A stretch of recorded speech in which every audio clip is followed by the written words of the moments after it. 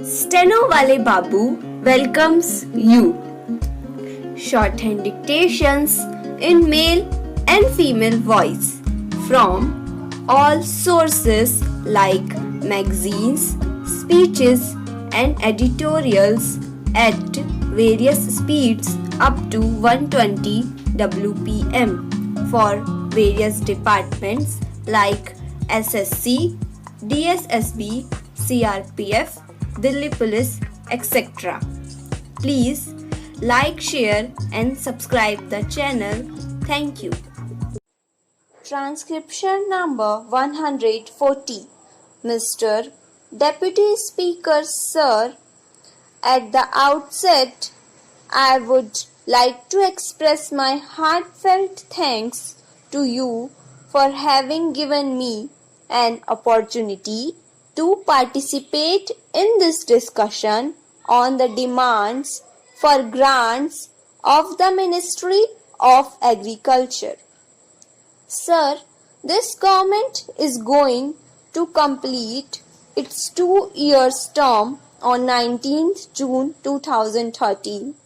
In the last 2 years, I have been closely watching how this government is taking keen interest to help this unorganized sector.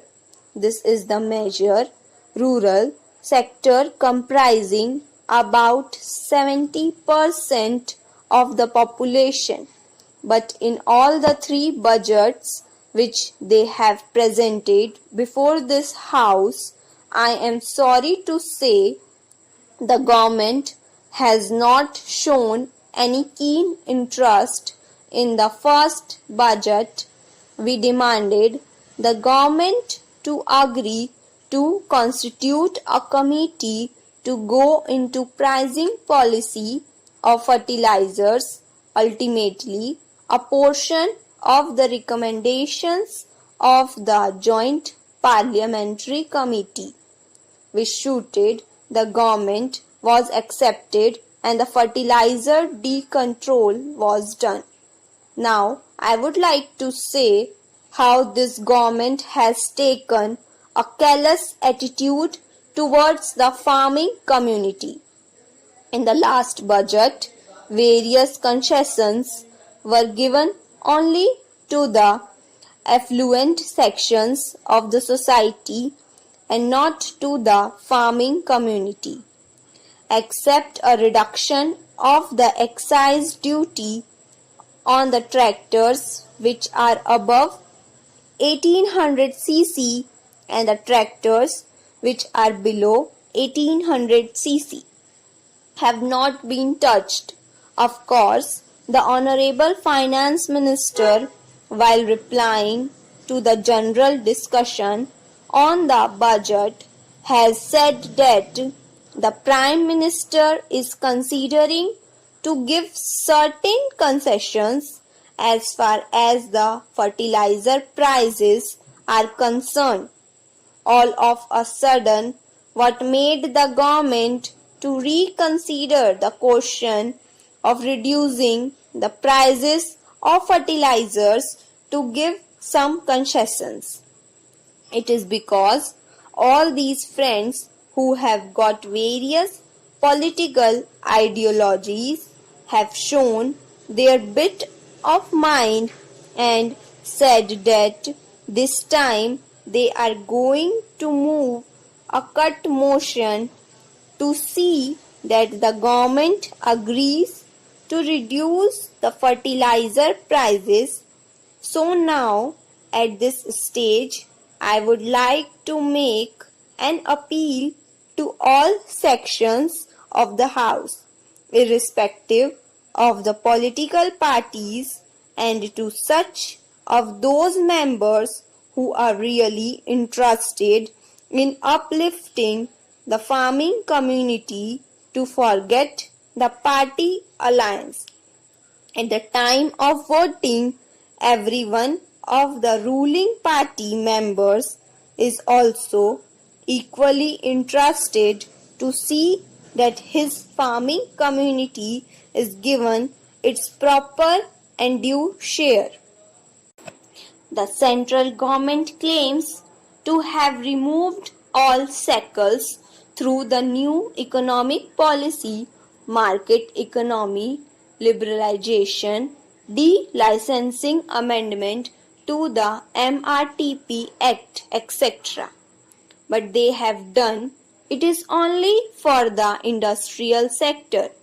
Some of those people have been really enjoying the benefit for the last 12 5-year plans.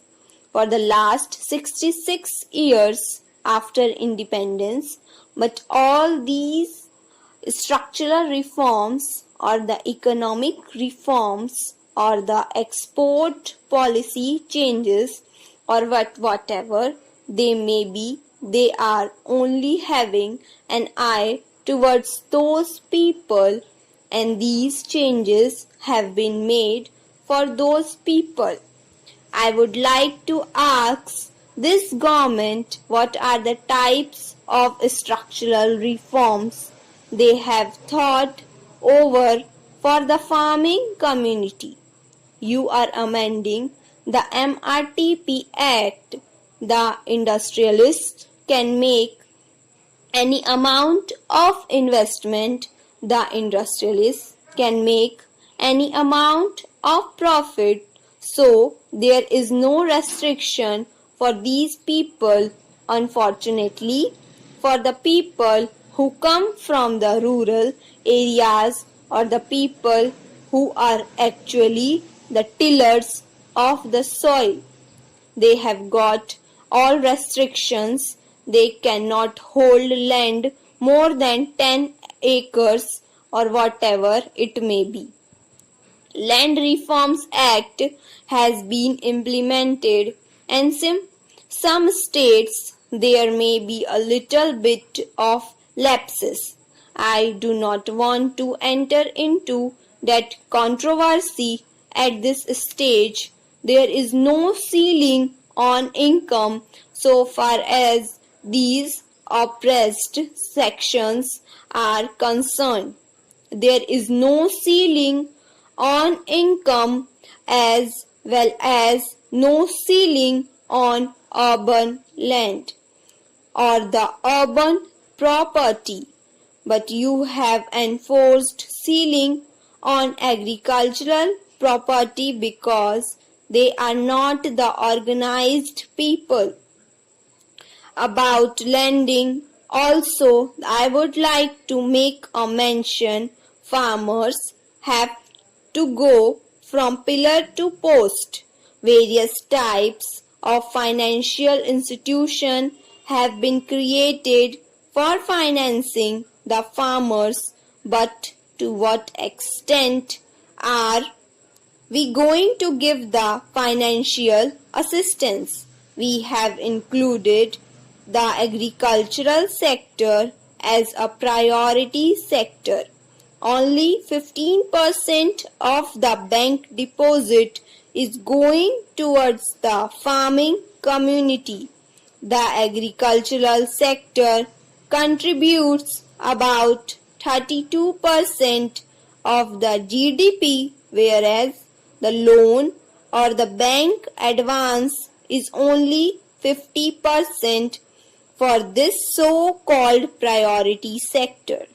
So far as industrial sector is concerned, it comprises only 18% of the population, and their contribution in terms of GDP is hardly 26%. They get about 40% of the bank loan. Again, even to get this 15% loan, the farmer has to go to Land Development Bank, Central Cooperative Bank, Rural Cooperative Bank, Commercial Bank, and so on. Thank you.